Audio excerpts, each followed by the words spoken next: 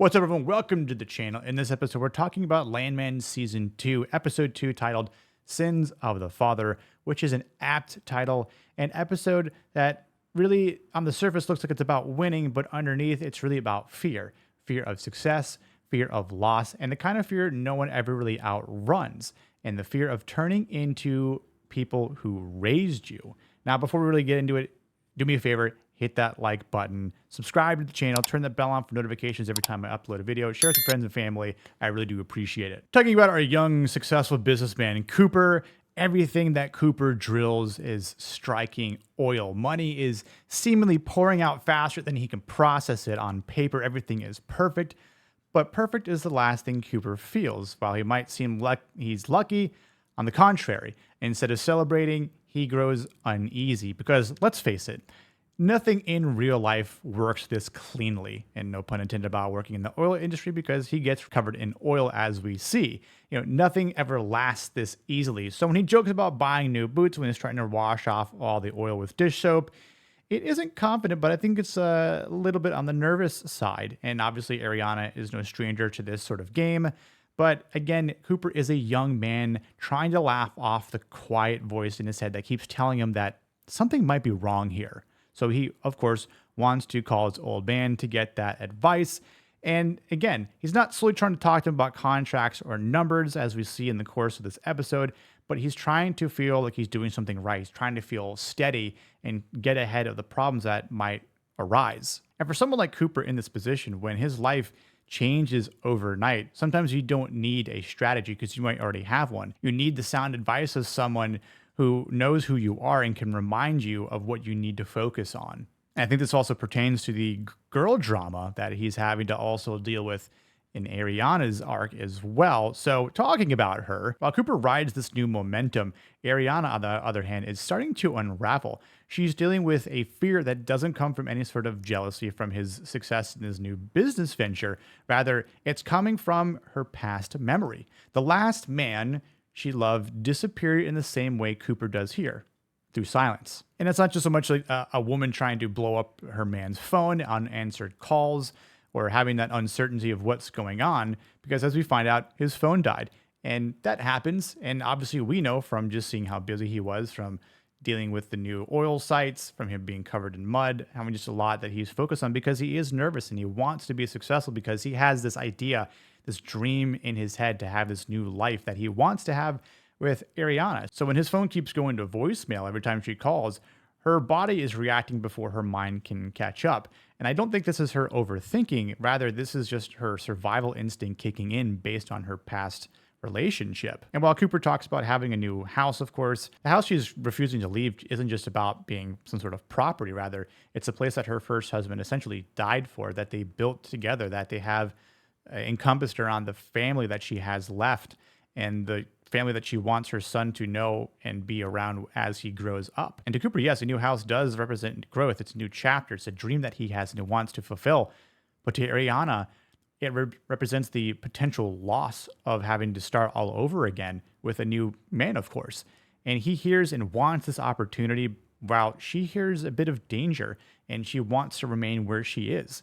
And at the end of the day, I think both of them are right in their own way. And that's kind of what makes this conflict so painful. And I wonder, again, what's going to happen. And granted, Tommy does give Cooper some sound advice, not just in the business perspective, as we find out, but also based on the listening and being patient and just letting her have her space in some way.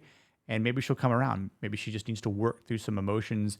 And then obviously at some point, he's going to just have to kind of set the record straight and see if it sticks or not. Now, our man Tommy carries everything in this episode: the business, the family, the grief.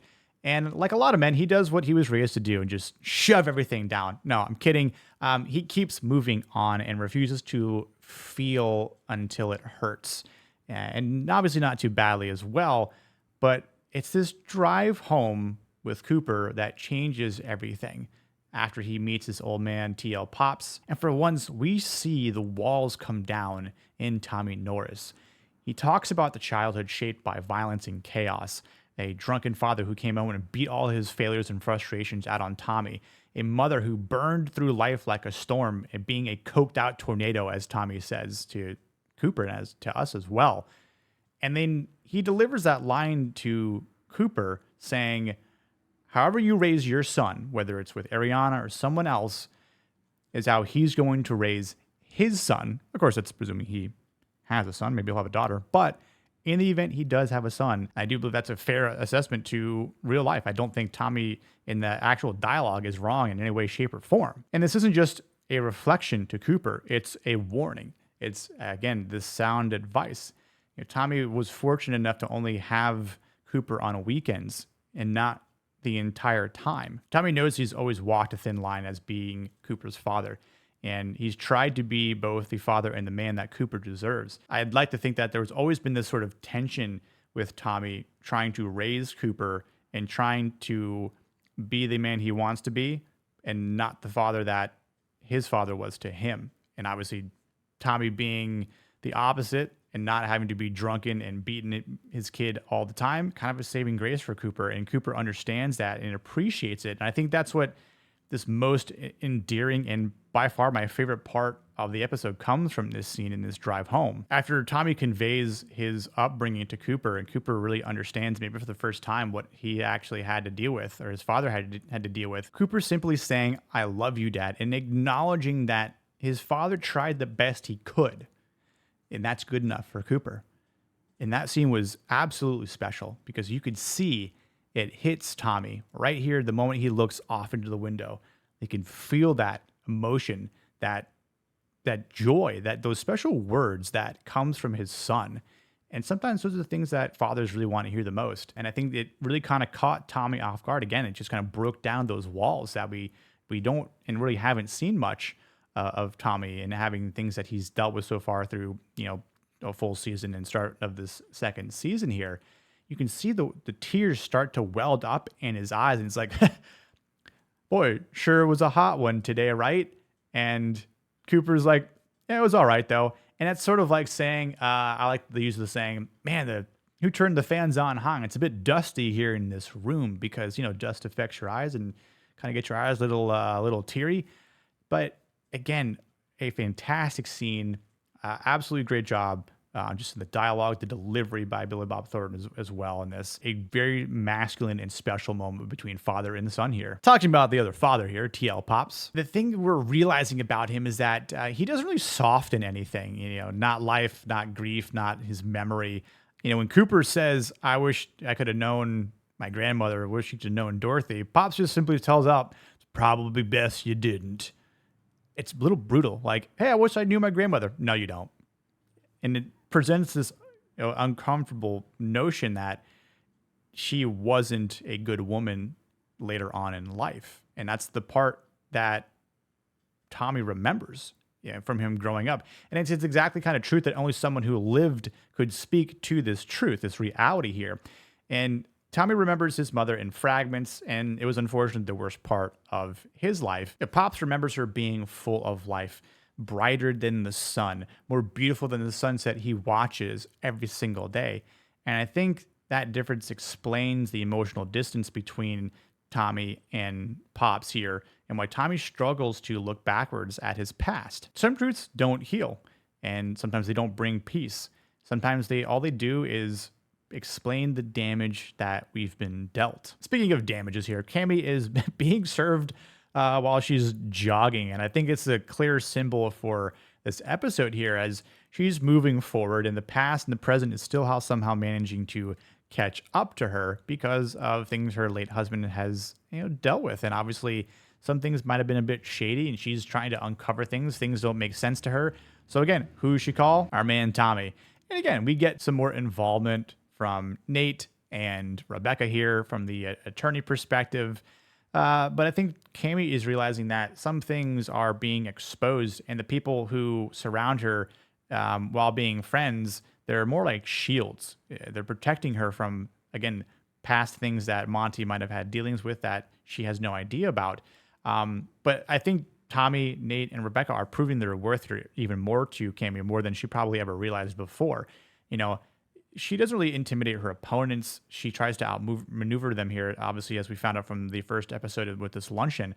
And I think, again, if there's some sort of opportunity that Cammy is taking is going to her husband's office and trying to uncover the details and find out these missing pieces here so she knows exactly where to strike and how to strike and maybe where she can correct these wrongs so she's not having to face this lawsuit here. And again, Rebecca shielding her in a pretty dominant way against a board of, other attorneys that try to recruit her as well, which is quite interesting. But again, it maybe shows the loyalty and the opportunity that Rebecca sees.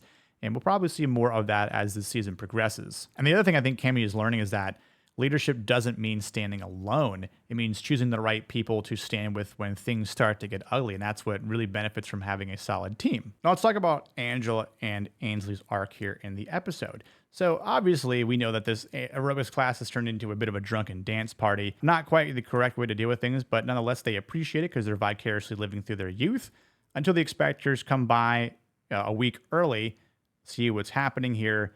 And as a result, Angela reacts emotionally because she doesn't know how of any other way to cope after the man puts his hands on her. And again, I truly believe that, yes, she has every right to defend herself by punching him in the face and kicking him in the nuts, although that is quite painful. You got to bring a man down to do it. Ainsley trips the lady inspector because she's just kind of following in her mother's footsteps, which probably isn't the best thing. And that's where I'm a bit concerned because Ainsley is drifting through life without structure. And I think this is a result of the chaos that encompasses her mother. The house that they live in feels like it's a family space, more like emotional quicksand. Obviously, the siblings don't get along once we see Cooper being there at the end. Although he's the actually one person who gets Ainsley to shut up, while Nate and Dale have no idea how it stops, nor does Rebecca, because it is rather annoying with her just cheering outside. But maybe Cooper is that answer, which I think is hilarious.